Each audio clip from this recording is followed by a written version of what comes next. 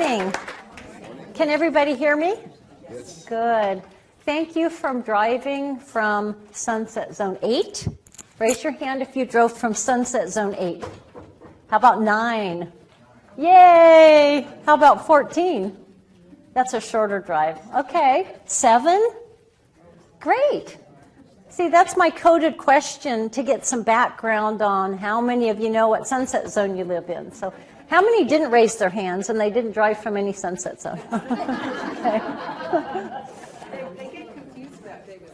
Davis is very strange, yeah. So I put my presentation together today to include a wide range of Sunset Zones to talk to you basically peer-to-peer, because as master gardeners and veterans, you've had hours and hours and hours of training on these topics already. So I'm putting the bar rather high for you.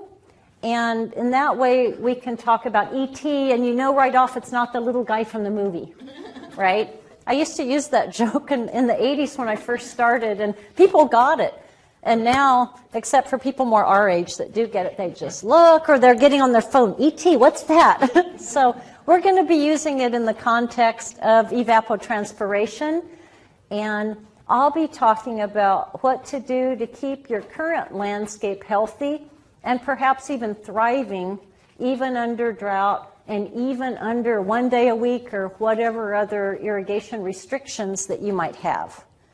So if you're interested in taking out a lawn entirely or doing some other things, then my friend and colleague Stephen Swain, who's speaking after me, after lunch, only lunch separates that conversation, then he'll be talking to you about that topic. So, and the Water District, Julie Sayre Edmonds will be talking about where we're at in the drought. So hopefully by the end of the day, and with your peer-to-peer sharing, you'll have a good idea of some things that not only you can take home, but better yet, ways that you can help address inquiries from the public regarding the drought and what recommendations are best to be made, what they can do to prioritize their trees over their turf, things like that.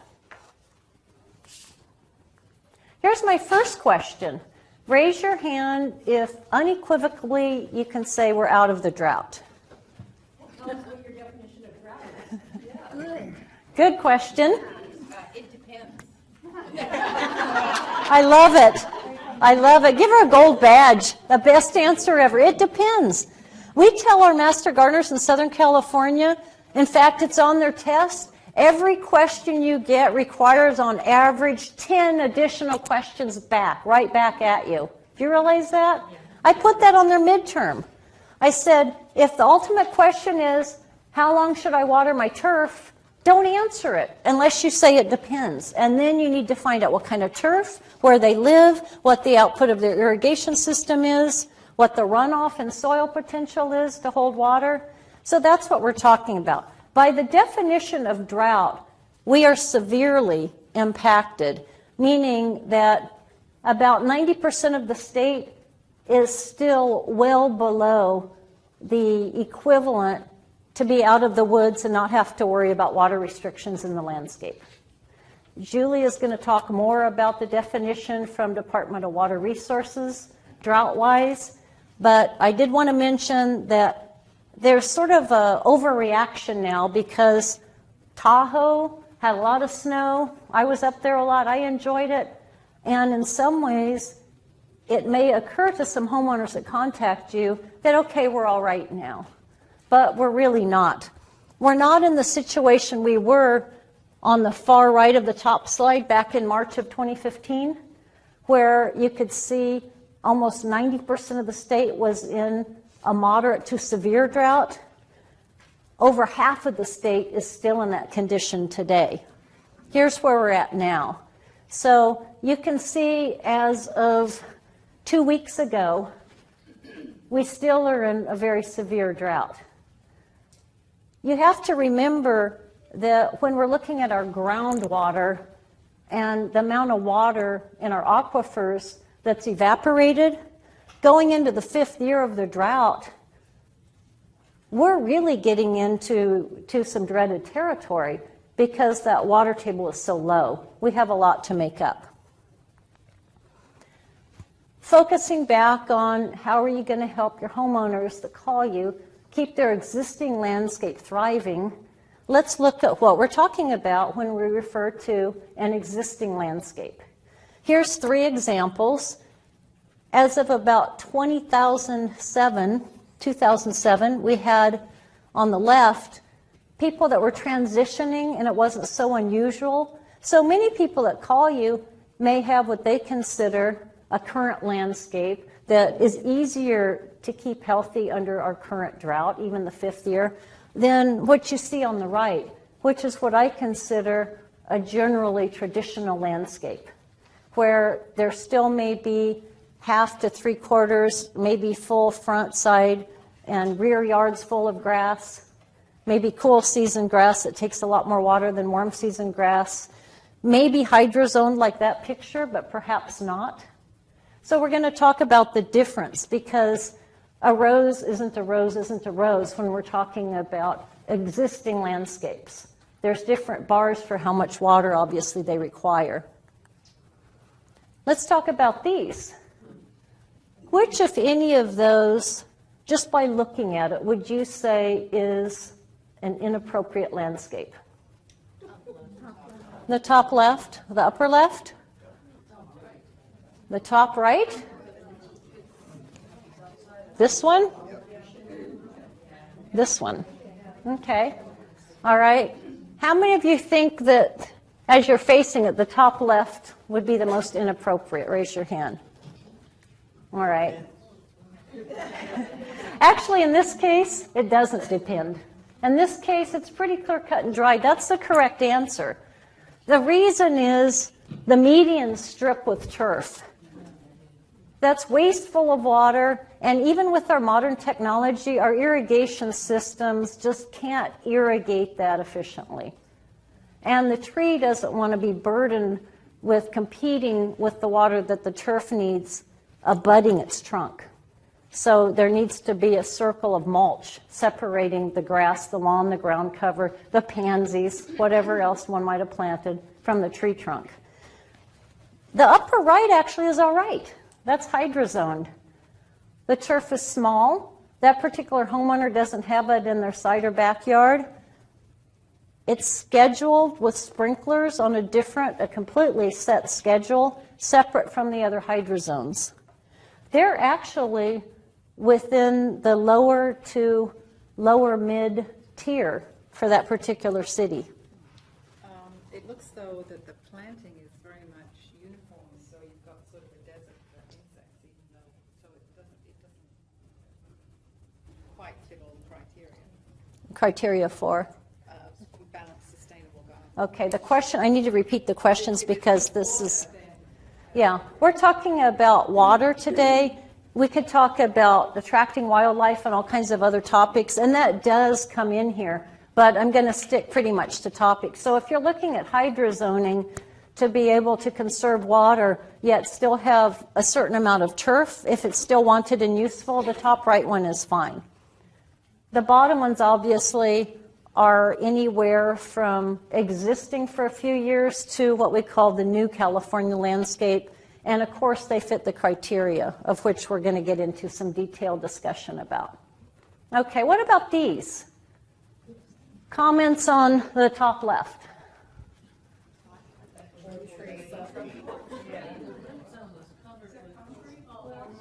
It's bricks. So it's permeable? Or is it? It's impermeable. Well, I mean, are they mortared together? But if it's Yes. brick and it's not. There's no way for the water to go into the soil. All right. You master gardeners, you're so smart. You can go home now. You got your hours. It's impermeable, so that's a real problem. The tree, however, is all right because it's been on drip irrigation for about 4 years. And so what the homeowners did is remove their lawn, and they did something that if everybody did that, we'd have a lack of oxygen. We need oxygen to live and breathe. Do you know that a 5 by 10 swath of living material provides enough oxygen for 4 people? So overreaction to the drought, where we're concreting over our landscape certainly isn't the answer. The picture on the right, what's wrong with that? Yeah, the picture on the right, it used to have a statue of a Buddha there, and then the Buddha got vandalized, unfortunately, and graffitied, so they removed it, and this is left. But the turf was never in an appropriate place. Do I need to say no more? It's just in an inappropriate place. So right plant, my mantra, right plant, right place. Otherwise, it's a weed by definition. A plant out of place is a weed. One person's tomato in your lawn might be considered a weed, but that person wishes they had all tomatoes and no Bermuda grass that's growing under the sidewalk into their lawn from yours. The bottom line is, hopefully, the plants were selected correctly. Right plant, right place. Hopefully, the homeowner realizes that there's different climate zones in California, and he or she selected plants according to their sunset rather than a USDA zone, unless you're in a colder climate. USDA zones are great for cold climates. I've been in California since 1984, but I went to college at University of Minnesota. Sunset zones were worthless there. We just wanted to know, when can we put our shorts on, go outside and play tennis? May 15th, yay! The problem, though, is USDA zones are very, very large. Most of California is in 9A or B. Do you think your landscape is similar to San Bernardino? In some ways, yes, but in California, we say there's some differences. So in San Bernardino, Riverside, we have sunset zones 18 and 19. Here, a lot of you are in 14. Some of you are in 9, 8, 7. So we do have, within the larger climate zone, areas by which plants need to be selected accordingly. So when you get an inquiry, either via email or phone, that's one of the first questions, and I'm sure that this is the direction that you take the person. Where do you live? Or, better yet, where is the plant that you're asking me about planted or growing? I've heard our master gardeners going on and on. Somebody says, oh, I live in Lancaster, and the master gardener goes through about 20 minutes of descriptions of plants. Oh, it's from my grandmother's house. She lives up at Lake Arrowhead. So it's important to find out where that plant is in the ground when you start answering these questions. So irrigation scheduling involves applying the right amount of water at the right time. It's quantity and it's scheduling. Again, here you have something that has liberal and very good use of mulch, and then you have a hydrozone of turf. This is something that I know is all review, but some of those that are viewing this online may want a quick recap. What factors are involved in irrigation scheduling? These are the factors that generally have the most emphasis on determining how effective a plant's going to do under a given irrigation schedule. So, sure, plants vary in their evapotranspiration rates. They require different amounts of water based on the plant's transpiration rate and based on whether the soil has mulch and whether the soil is a heavier texture or a lighter texture and its drainage. Mulch soils have, in general, a lower evaporation rate than those that are not mulched. Soil water holding capacity is related to that. Water infiltration rate. How fast does the water move through the soil? Plant rooting depth and the system output. Anytime your irrigation system puts out water faster than the soil can take it up, you're going to have runoff. So in theory, you could know the exact amount of water that a plant requires, yet apply it at the wrong time, waste water, perhaps due to the runoff that's containing chemicals and fertilizers, end up with some water pollution issues. If you have a sandier soil, you won't have runoff, but if the water's being applied really quickly and the sand can't stop it, it's like a straw, the water could end up below the root zone, and any pesticides, nitrates and phosphates that are carried in that water then also end up in the groundwater. In either case, the plant is not getting that water. So it's much more than just knowing the transpiration rate and the water replacement rate of the plant. It's also knowing when to put that water on. We talked about the difference among species. There's two other things, too, that even with the same species is going to create a different situation by which it requires different amounts of water. One is the density of the planting. In general, the more dense it is, the more water that overall that dense landscape is going to require. Also, the microclimates. What are some microclimates that you have around your home? Shade. Morning sun versus afternoon sun. Morning sun, afternoon sun, buildings, construction. Somebody over here? Wind. Slopes. Okay. Those are all excellent examples and very common examples of differences, bless you, in microclimates. Are you okay with questions during your presentation? Yeah, if we get behind, I'll clip it up a little bit. It seems like a third thing that none of us ever consider because it's fairly difficult to get a handle on is mycorrhizal, because they really help plants bring in the water too, and yet we never take that into account. Okay. Mycorrhizae, we do take that into account in sustainable landscaping and very much in the way we irrigate. If we're irrigating correctly, then the soil drains well, yet holds enough water, and therefore you have normal mycorrhizae relationships unless you have pure sand. So we have species, microclimate, and density. Here's the grand old ET equation. Just to remind you that the evapotranspiration rate of a given planting depends on how much water the actual plant or plants take, proportionally to a large swath of cool season grass that has unlimited amount of water. That could be annual rye or tall fescue.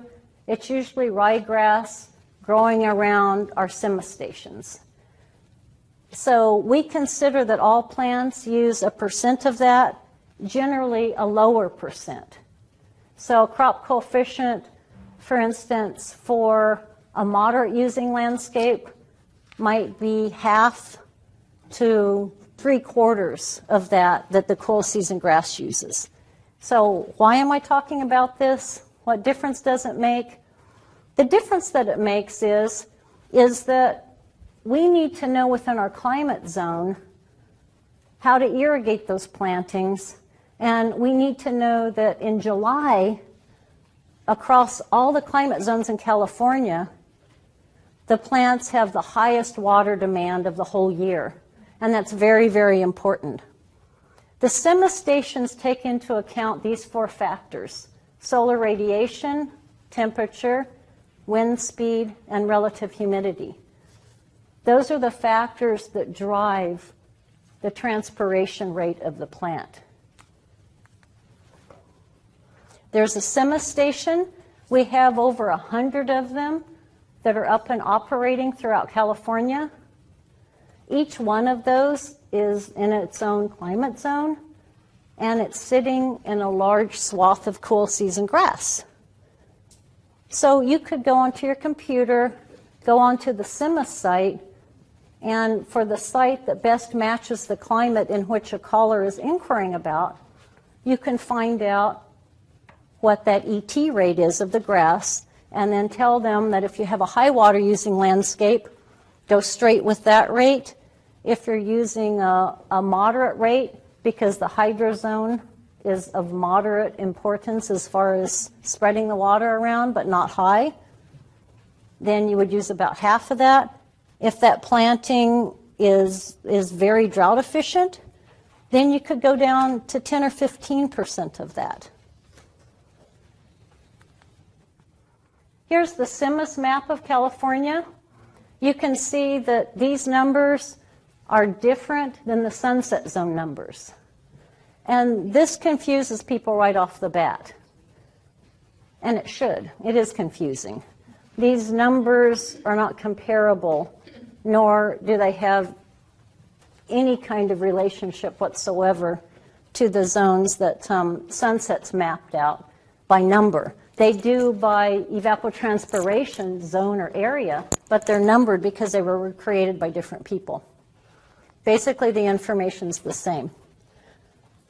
What I think is real illustrative of how water demanded changes throughout the year is to look at a graph like this. You can see that the area that we're in here, in the Sacramento area, that we have a much higher water demand in July than in San Jose or San Francisco.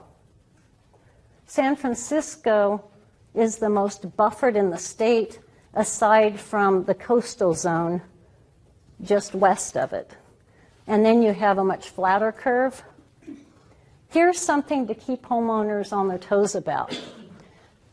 Going into fall and winter, do you see how that curve drops off so drastically? In general, those are the months in which we see the most Phytophthora root rot, the most overwatered plants, because people simply forget to decrease the number of minutes that their controller's telling their zones to water. Going into the spring, we usually don't have that problem because the plants will tell the homeowner, I'm thirsty, I'm droughty, my leaves are droopy, I need water. You don't see that as much going into the fall. So even if you could convince homeowners on a seasonal, a quarterly basis to change how long they're watering, we would decrease on average unnecessary water waste by 20 to 50%. That's a lot. We talked about evapotranspiration rates, and in general, those do have a tight relationship with the true water need of a plant. When I first started my job in the 80s, I was young, I was in my 20s, I was very idealistic. And my career goal was to figure out what the ET rate of like 200 to 300 trees in Southern California was. And at the age I am now, I thought, that's not bad. Run the Master Gardener program, figure out water use of trees. None of this has been published. I'll call that a decent career. Well, we had the other drought in the 80s. Remember that one? It went on 7 or 8 years. It was perfect for my plots. I had plots, several areas in Southern California, and we did just that. We determined the evapotranspiration rate of a lot of trees, shrubs, and ground covers. After the 8th year, a light bulb came on, and it was, Janet, you know what? This is great, but it's not the bottom line.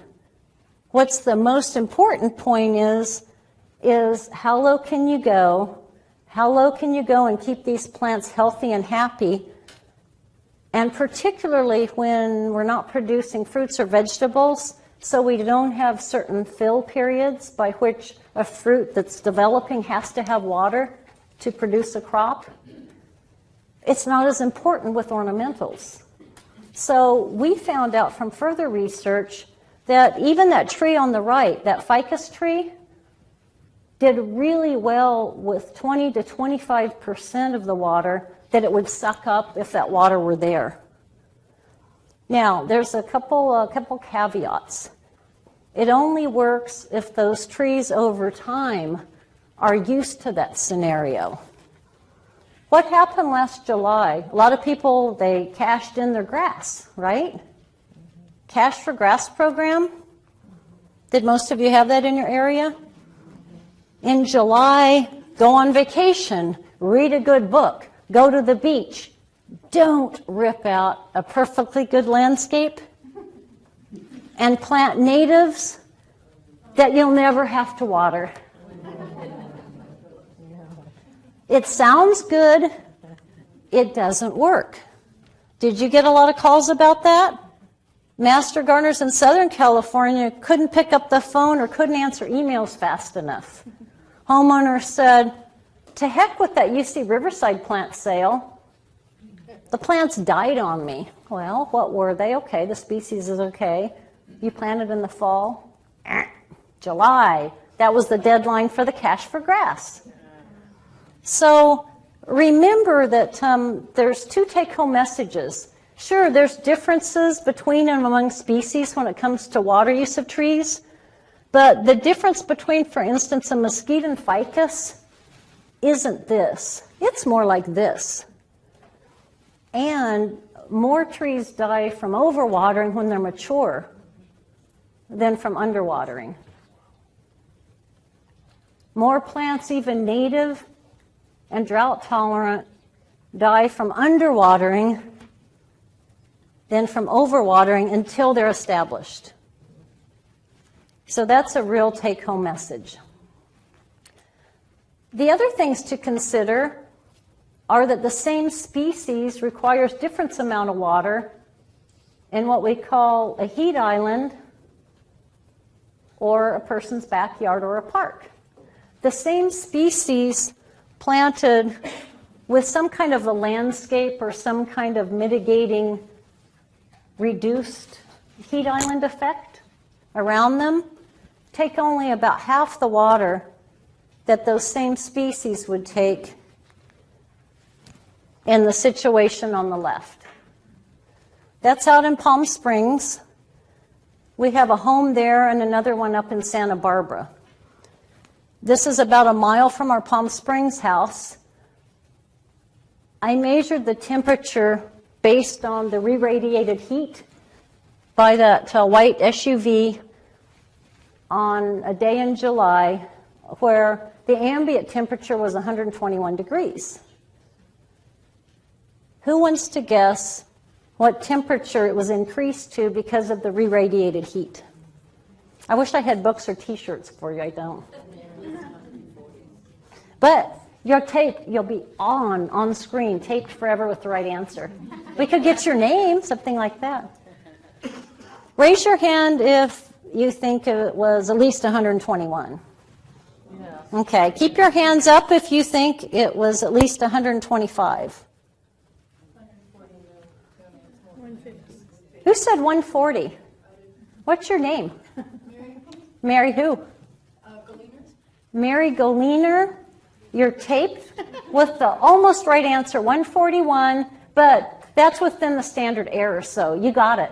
Excellent. Yay. What county are you a master gardener in? Shasta. Shasta County. Go Shasta County. That's fantastic. Great.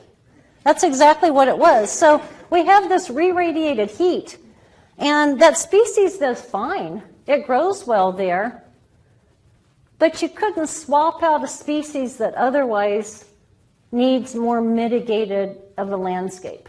So some species work well there, some don't. The picture on the right also illustrates a heat island, but it's lighter colored. It doesn't have nearly the amount of re-radiated heat. Here's another one. What's fantastic about that one? White. It's white. What else? Mulch. Was that Shasta County again? Oh my goodness. Would you hear? I'll hand over my mic and you can do my slides and I'll go eat my lunch early. Mulch is fantastic. Just make sure it's clean of insects or diseases. You don't want to spread those. Make sure it's from a trusted arborist or from a city yard that has clean material. 3 to 4 inch of bark chips, fantastic way to decrease evaporation from soils by about half. A lot of water can be saved. Shade versus full sun, that's another microclimate. Sometimes master gardeners will call, and have you ever thought that a little knowledge is dangerous? Think of a field where you know a little bit but not a lot. Mine would be in electricity. So you don't need to know more than that. I'll just leave it to your imagination what might have happened. But master gardeners were calling and asking me what to tell homeowners that said, I have an idea. Since plants require only about half the water and shade as in sun, I'm just going to plant them all in the shade. So well-intentioned, wrong answer. Most plants obviously require full sun. Only about 5% of your plant palette in the areas that you garden are truly shade lovers. So keep that in mind. Back to turf, I want to talk about something called the Lawn Watering Guide. It's free, it's downloadable. It's a great way that you can help homeowners know exactly for their climate, for their type of grass, and for the output rate of their sprinkler system, how much water and how long to apply it to their grass. Which is more water efficient, warm or cool season grass? Warm is more efficient. Therefore, it does fine on 60% of the amount of water that, if unlimited, would be sucked up by that cool season grass growing around the semi-stations. So you're going, well, that's weird. How come cool season grass is 0.8 of what it needs? It gets back to what I mentioned.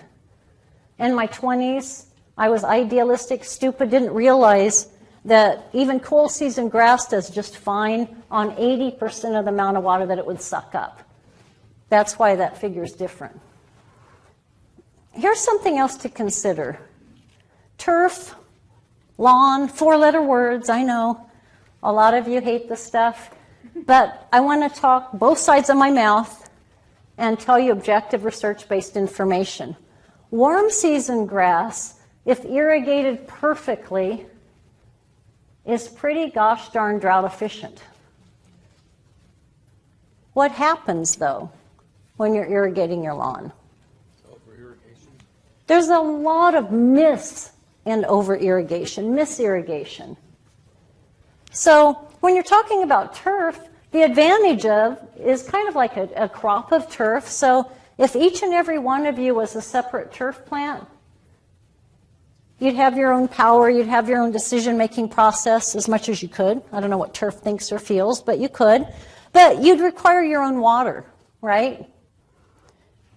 Compare that to a tree. Let's say that in the center of this room that there is a beautiful 80-year-old valley oak. And this is the trunk right here. How far out are the roots on that tree? Way outside.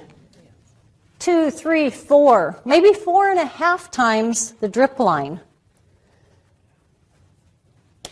If the irrigation isn't perfectly even throughout the root system of that tree, it doesn't matter nearly as much because most of that water is still taken up by the roots and up the central trunk of the tree.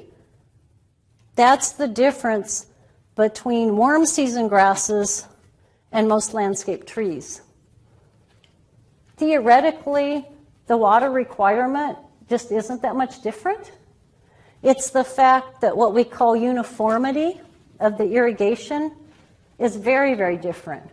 In general, about 25 to 60% of the water applied to lawns is wasted.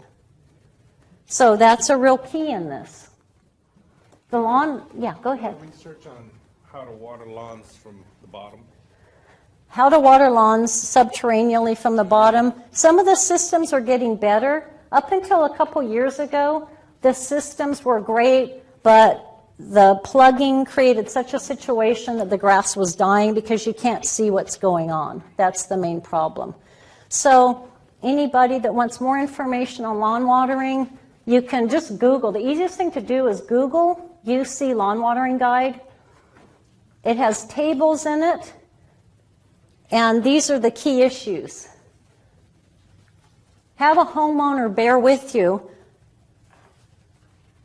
because there's a question that's going to pop right out of their mouth first thing, and it's the question that I don't want you to answer except with your sage advice. It depends. All right. They have to know whether they have a warm or cool season grass. They need to know what's the output of their irrigation system. And they need to know their climate zone. And then obviously the month. So this is what you can help them do. There's directions in there by which you can teach them how to place cans about 10 feet apart, straight-sided cans, measure the amount of water in them. That'll determine, when they multiply the 15 minutes by 4 that they're going to run the irrigation system, that'll tell them the precipitation rate, which to them you say, this will tell you the output rate of your sprinklers per hour. So preferably they go out there the same time of day, preferably morning, that their system automatically comes on at. There's a couple other things that they're going to determine that otherwise they wouldn't have if they didn't run the can tests. Anyone want to guess what those are? 2 things else that this can test will tell them, besides their precip rate. Yeah. The watering is even across the area? Yeah. Donna? Yeah. Donna's correct. The uniformity, the thing we were just talking about, one can might average out to putting out a ½ inch an hour, and a few cans maybe in the southern quadrant might be putting out 1.5 inches of water an hour. So that helps them determine, wait a minute, there's something wrong with the componentry of the system. I need to fix that. A lot of times you see heads that are supposed to be straight up and they're no longer non-vertical, they're falling down.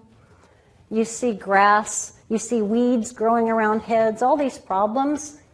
So that helps as much as them determining their precipitation rate.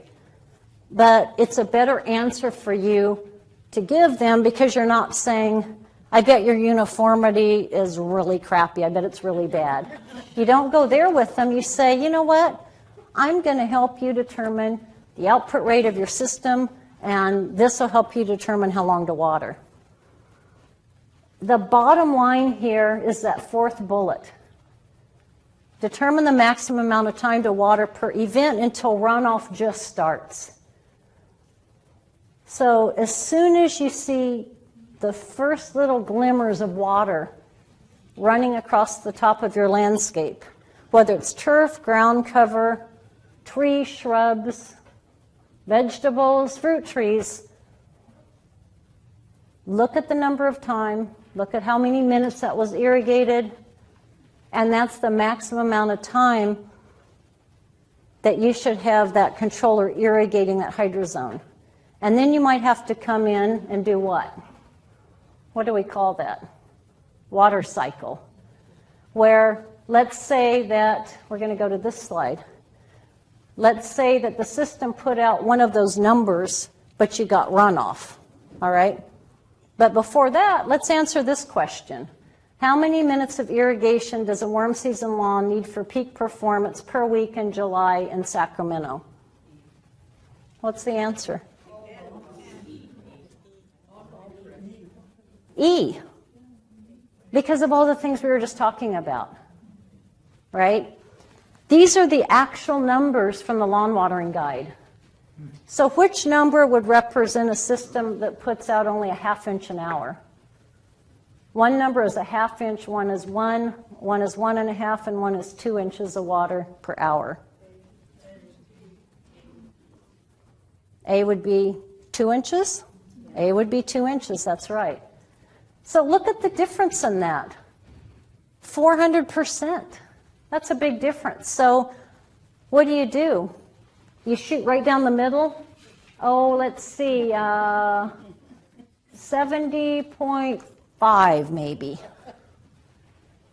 So this is really important. A lot of people, for their own reason, for some good reasons, some not so good reasons, want to maintain some kind of turf grass planting.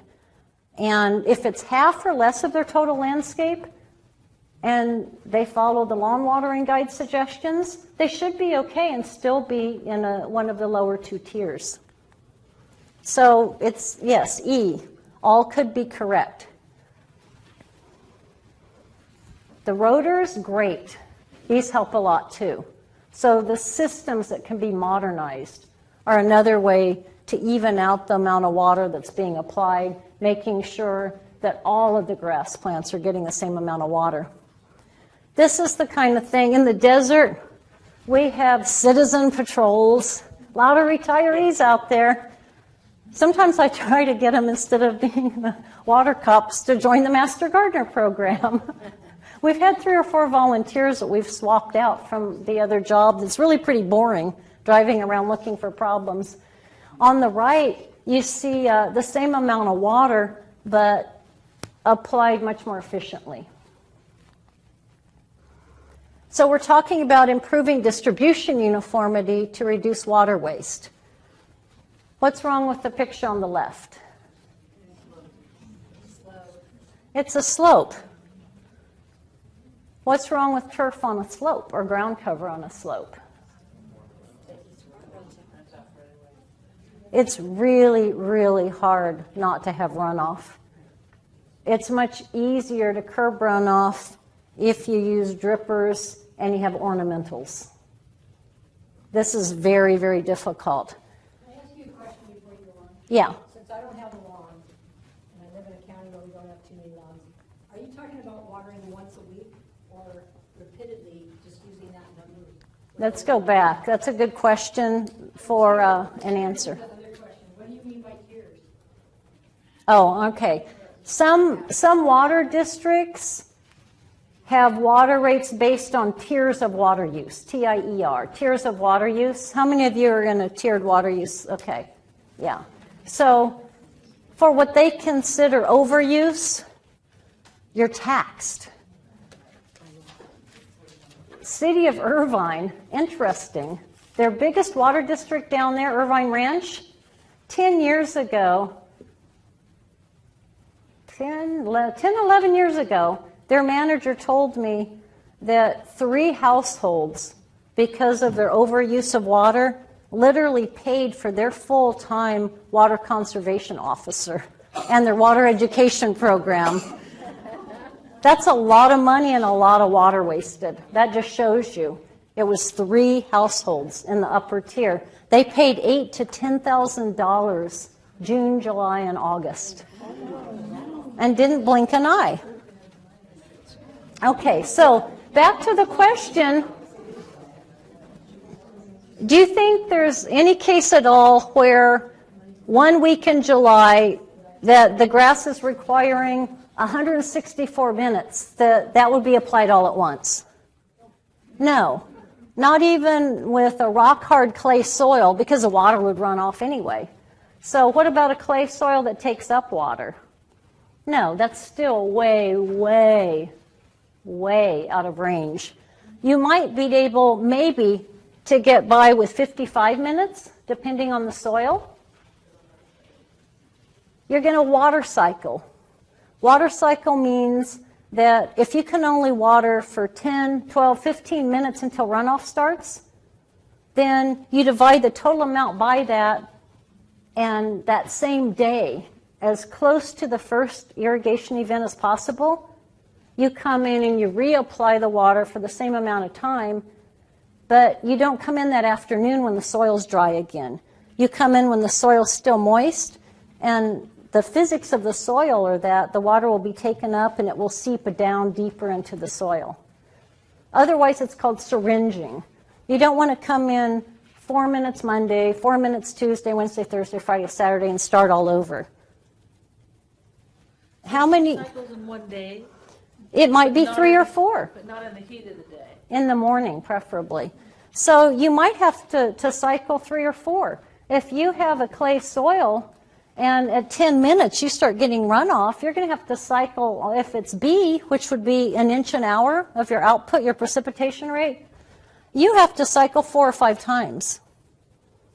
The other thing during drought, and I'm going to touch on this later, during drought you can divide these numbers by 2. You can keep the grass alive. It may not look as perfect, but it won't die. So keep that in mind, and we'll come back to that. Salvia, it's a great plant for erosion control, and we have all kinds of ground covers. Lots of ground covers that do really well, that are at least as water efficient as warm season grasses. Question? On your slide, you said lawns and ground covers are more crop-like than mixed species. So, and then you just mentioned the salvias and other ornamental ground covers, so I'm kind of confused on how you're defining ground covers Okay. as this relates. Good question. When I'm talking about ground covers, turf actually is a type of a ground cover. It's one single crop. It could be a crop of peaches or almonds, but it's one species, and it's grown in a large enough area that it doesn't have varying densities and microclimates. And so you can go back and use those crop coefficients or the ET straight up. We're going to talk about with a mixed landscape, you have density and you have microclimate issues. So a crop means one kind of plant, large area, irrigated the same. Thank you for making that distinction. In the bottom, because of poor distribution uniformity of the water, we ended up with brown spots, and the tendency is, oh, I need to go shopping or I need to go do some volunteer work that day, and so you crank up the number of minutes that you're applying water to your lawn. And what that ended up doing is creating rhizoctonia, which is a disease from overwatering on that bottom slide. Okay, so water cycling, we talked about it in grass. A better choice, and when Steve's talking about the new California landscape from a perspective of new plantings, then I suggest that you look at your slopes first and foremost. That's where you're going to lose a lot of soil and a lot of water to erosion. So think about swapping the turf out there for some beautiful plant place, right? Ornamentals that you can drip irrigate, put a lot of mulch around. Okay, let's get back to plant density. This is very typical throughout California. This is actually up here. Do you see why if you just looked at the plant water requirement, one particular species, and maybe you have 5 or 10 of those same shrub species together, that's not all there is to the picture? You have shade, you have wind, you have construction, you perhaps have different soil types that affect the landscape. So in general, when you have what I call these multi-tiered canopies, they're going to use a lot more water than flat canopies that don't have vertical highs of shrubs, trees on top of ground covers and a higher number of leaves, therefore a greater leaf area, which is increasing the amount of water that has to be applied. So this is real typical of condo developments that basically had overnight instant forests, as I call them. If any of you bought a model home, the landscape looks great the first 5 years, and then it's a jungle trying to get into your front door because it's overgrown, it was overplanted to look great right away, instant gratification. Over time, you end up with something like this. Trees should be irrigated, preferably separately and drip irrigated, a long time separately from the ground cover shrubs, and ground cover meaning turf. So what happened last July when people went for cash for grass, took out their grass, and left their trees in the middle of the lawn? Sometimes the trees got forgotten. And that's a real tragedy. So even running a hose out and irrigating once in spring and once in summer very deeply, several feet away on a mature tree from the trunk, slowly getting that water deeply into the root system can save a tree. But you have to wean it off the everyday watering it might have been receiving when it basically was getting most of its water from the sprinkler system for the lawn. Here's another tiered landscape. If you're looking at maximizing water use of plants, then you're going to be looking at low density plantings, drip irrigation, lots of mulch, species that are low watering requiring. State water budget. I have a couple scenarios for your area to tell you what we're looking at. Julie's going to tell you more about this. You don't have to memorize any equations. There's no tests. But I put together a couple examples looking in your area of the greater Sacramento and onto other inland cities, Folsom's included too, that your historical annual evapotranspiration rate is just about 57 inches. So if you look at this MAWA, which basically is maximum applied water allowance at different percentages. So if you have a cutback of 20% or 30 or 50, here's what you can do. So the first example is a cutback of 30%, all right? So 30%, so you have to only irrigate maximally at 70% of the water that cool season grass would suck up if the water were unlimited. If you have in this area a 5,000 square foot landscape, you're going to be apportioned just under 124,000 gallons of water per year. If you had drip irrigated, drought efficient landscape plants, the first year while they're being established, over the course of a year, what would you guess the average amount of water per plant might be in gallons? If it's a very low water using plant, but it's the first year. Would it be 100, 200, 500, 1,000 gallons? For new planting? For a new planting. Approximately the same. It would be between 500 and 800 gallons. After the plants are established, it might be much lower than 500 gallons. But you have to get them established. So you can have a lot of plants for 124,000 gallons per year, right? It's like a checking account budget. So what happened though, last December, DWR cranked the MAWA down to 55% of the amount of water cool season grass would suck up if water were unlimited. Now you're down in your area to under 100,000 gallons of water per year. It's skinnying down. You could still have a little grass and be within one of the lower water tiers. Not more than half the landscape probably could be grass anymore. And then in the rest of the areas, drip irrigation, a lot of mulch. But it's not the end of the world. So if you mulch, make sure it's at least 3 inches thick. That way you keep weeds out as well. It has to darken the soil enough that the weed seeds can't germinate. If half or more of the landscape's drip or hand watered, if it's trees, hand water. Not everybody has automated systems. And preferably warm season grass because it takes about 22% less water than cool season grass. Okay? So this can be done. That's the take-home message. Before we get into the bottom line of keeping various types of plants alive under drought, I wanted to call to your attention some external resources that you might want to use when you're looking at basic, all right, these are categories, and within given restraints, some of them may work, but you still have to consider microclimates and density. WUCL's 4 is a great one. Local water districts have a lot of lists. California Native Plant Society has a chart, and the Sunset Garden Collection has a chart. These will help you look at categories of water requirements of suggested plants. Okay?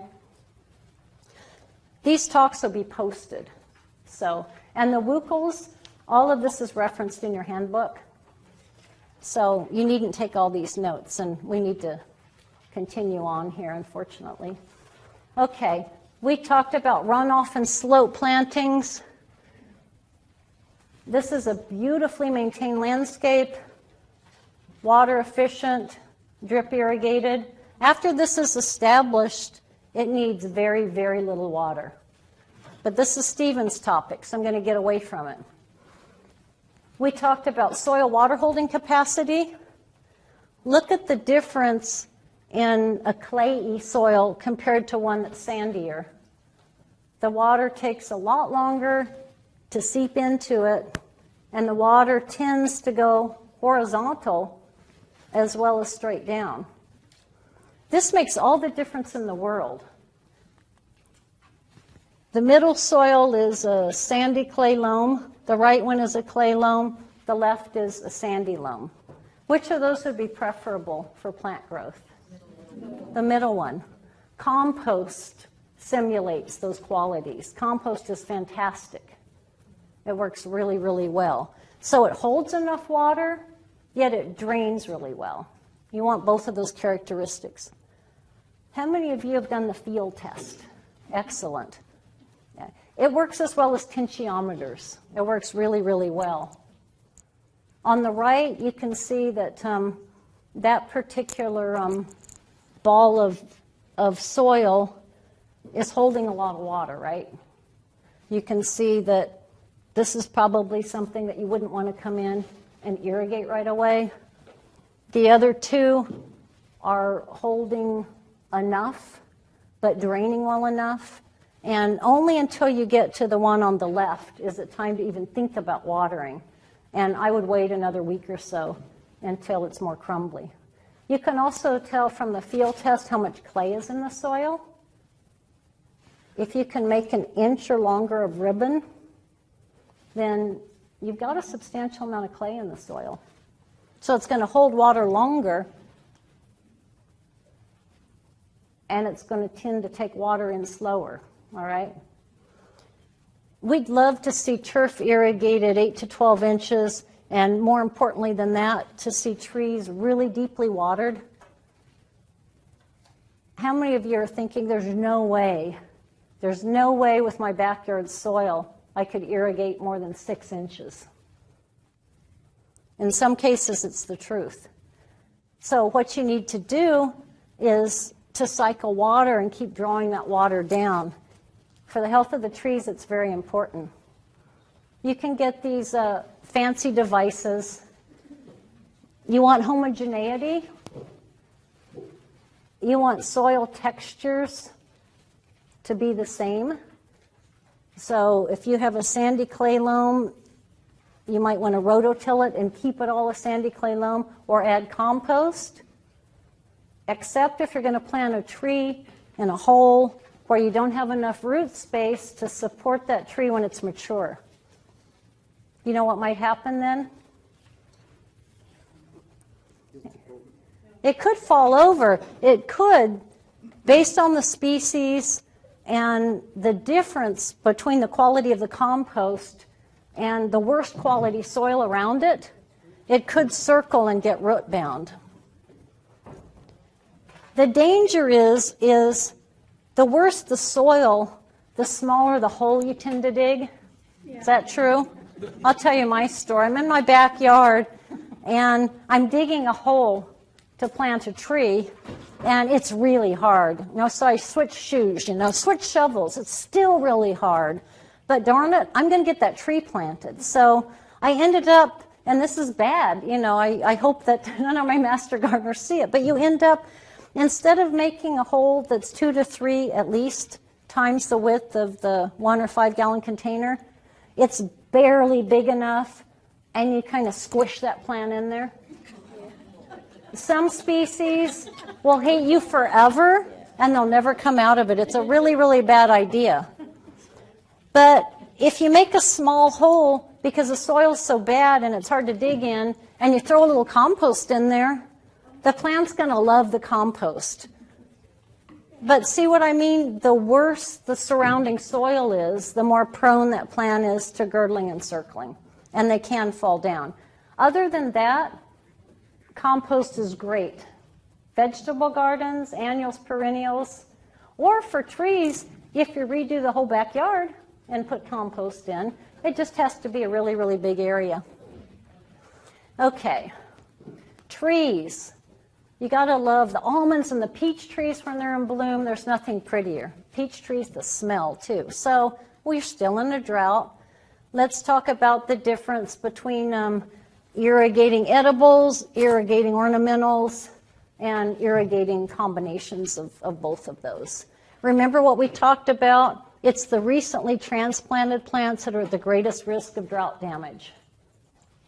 This time of year, not a bad time to plant. Summer, a bad choice. You as master gardeners recognize signs of drought. A lot of your clientele don't. Bougainvilleas die back from frost all the time. People call, no, it's not drought. They're pretty drought hardy, actually. It's frost. So make sure that they actually are identifying their symptoms correctly. Sometimes foliage simply becomes grayish.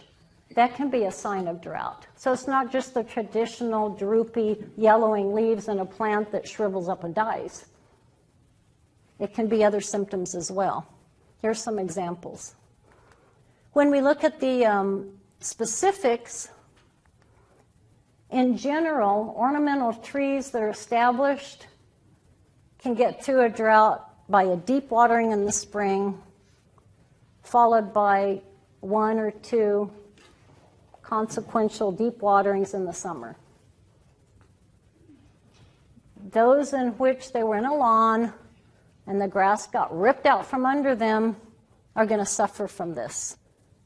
Wean them off of that, get the hose in the drip line, irrigate them weekly, save the water that you would have used for your grass, keep your trees alive.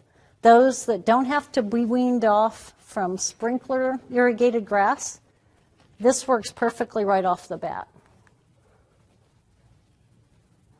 We're going into the 5th season of drought. The trees are going to become more and more stressed. Fruit trees may not produce, but you can keep them alive. Up in Lake Arrowhead, the other drought in the 80s, pine trees. Right tree, right place, drought.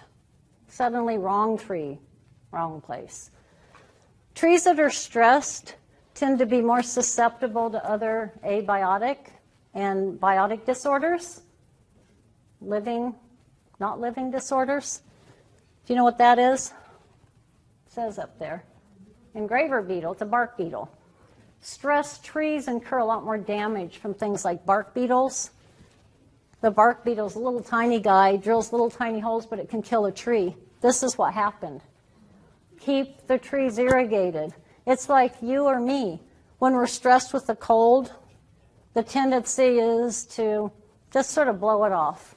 Go do your master gardening stuff, take your kids and grandkids to dance, to soccer, to football, have your friends over for dinner, go shopping. Sometimes it works. Sometimes you get sicker than a dog a couple days later, and everybody at your dinner party starts to complain. Was it the food? Was it something I ate? So trees are very, very similar. My husband's a psychologist. We talk about nature, nurture a lot. And we've come together on one fact. Whether it's our children or whether it's our landscape plants. Sure, there's a genetic propensity for excellence in areas in which it either takes brain power or physicality or something. So generally, there's a genetic wall, but about 98% of the time, it's not the genetic wall that creates the boundary of success. It's the environment. So if you can keep these trees alive under drought, then they'll get by. But going into the 5th, 6th, 7th year, it's going to be harder and harder and harder. So baby the trees, give up some of your annuals and perennials. Remember that you want to be irrigating way out. The trunk doesn't need any water. It'll get a crown rot or root rot. Fruit and nut trees, same thing, but you're probably going to lose the crop. Save the tree, but lose the crop. In general, during filling periods, from bloom through harvest, all edibles require a certain amount of water to produce a crop.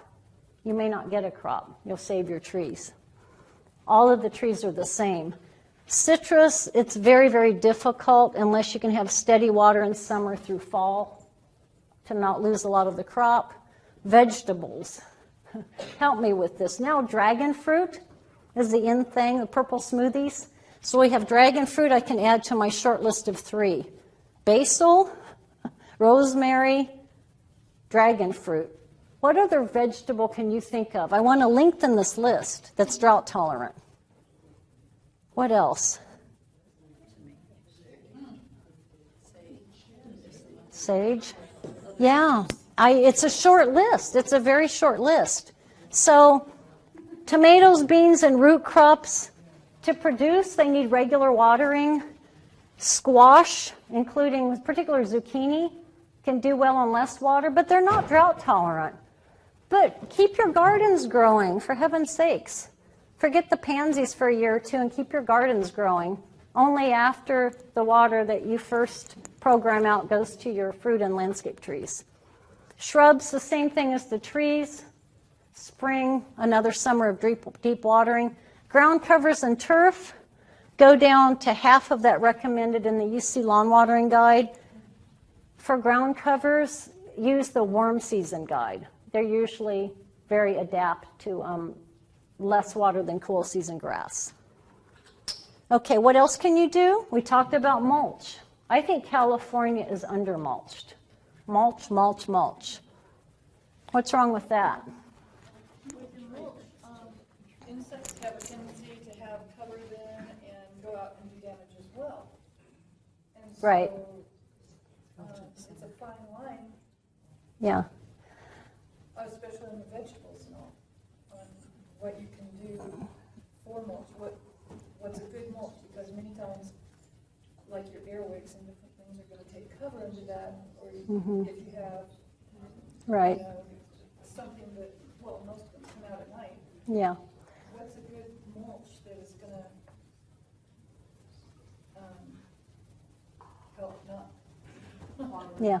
And there's two different answers to that. The question was, what about mulch in gardens? In vegetable gardens, mulch until the plant starts to cover. Once the plants start to cover the area, then you can use compost as a mulch. Compost is a great mulch in raised beds. Use compost when you can, except in cases where it would blow away.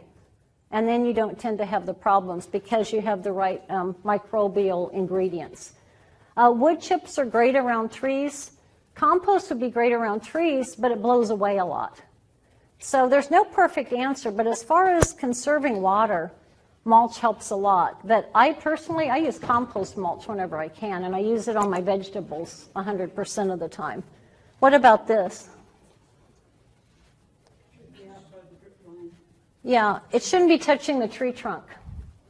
You want several inches void of mulch and any living things away from the tree trunk.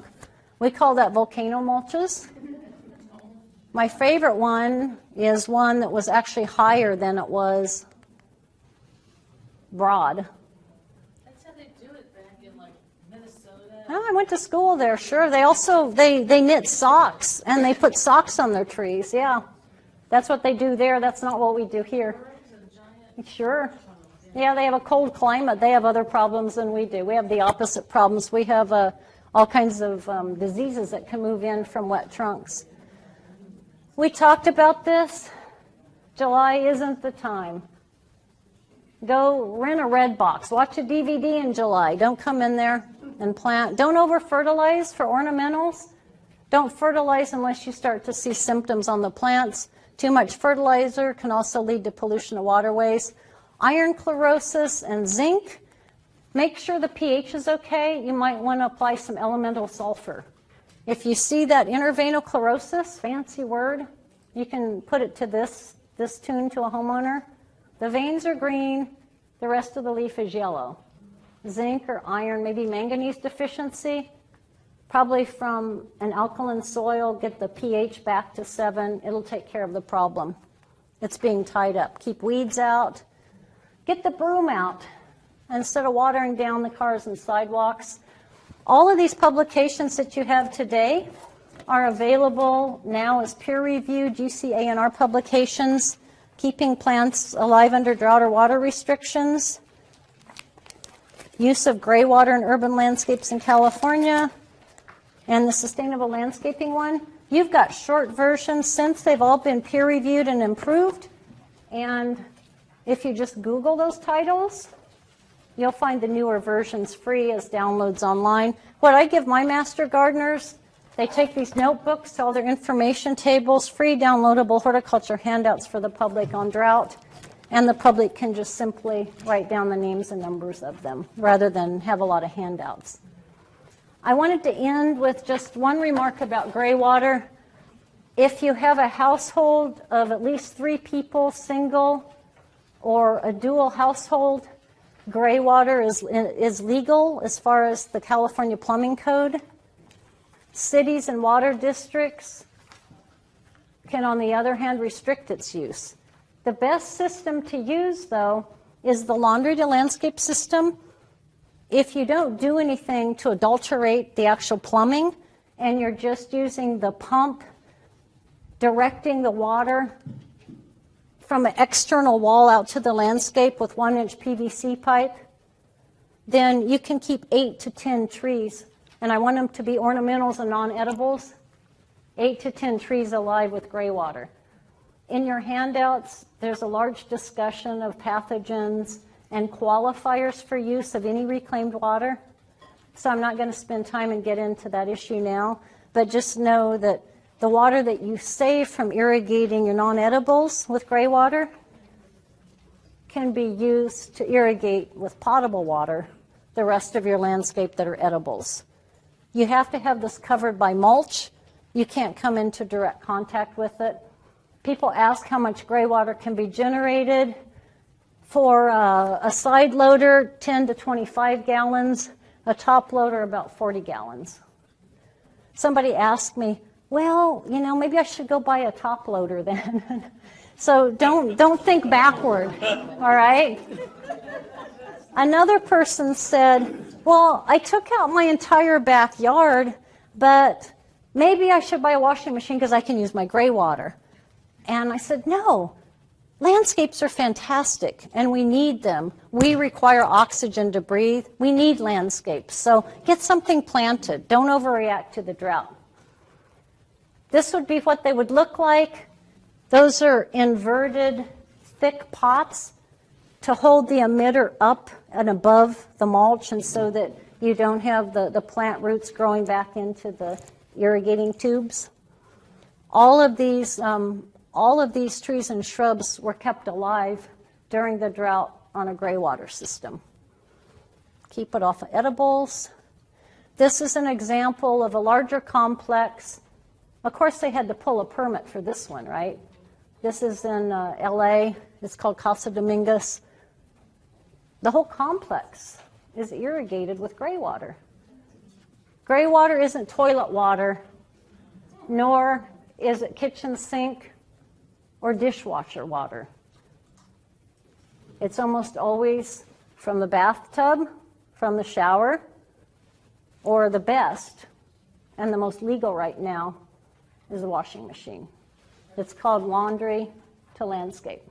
You gotta be careful with your washing machine that you don't blow out the pump by pumping too far from your washing machine. Right, yeah, all those there's about 12 pages of publication material in there that talks about the size and everything. So just know that you need to have it covered up. You need to know your soil type. You can keep, actually more, since this came out, 8 to 10 trees, I would say. And with that, I'm out of time. That's how you can contact me. Most of all, thank you so much for your service as Master Gardeners. I appreciate it.